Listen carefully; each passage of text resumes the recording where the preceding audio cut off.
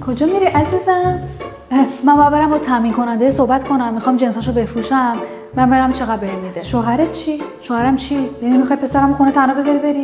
خب اون که سر کار مادر خبر داره. باشه خبر داره، چون اون معلومه بچه خوبی، صداش در نمیاد. تو باید عاقل باشی، تو زنی باید زندگی رو جمع بکنی عزیزم. این حرفا چیه مادر جان؟ اگه اون پسر نمیفهمه، مرد سر گوشش میجامه، اون موقع میخوای با زندگی چیکار بکنی؟ مردم چی میگن؟ میگن شوهرشو ول کرد رفت اونم. منم کار دارم، زندگی دارم، باید خودم بسازم. باشه مگه پسرم بهت پول نمیده؟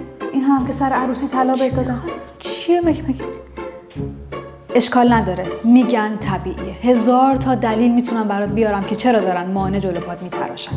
اما تو دلت نلرزه، تو شک نکن، نذار تردید بیاد جلوی مسیرت. بذار بقیه فکر کنن فقط و فقط به خاطر پولشه که تو داری کار خودت رو میندازی، ولی نمیدونن هدفهای دیگه هم داری. نمیدونن میخوای شکوفا بشی، نمیدونن میخوای مستقل باشی، نمیدونن میخوای هویت بسازی برای خودت، نمیدونن اصلا میخوای ببخشی به دیگران. بذار همون فکر غلطو بکنن. یه جایی تو ازشون انقدر فاصله میگیری که دیگه صداشون رو نمیشنوی. تردید نکن.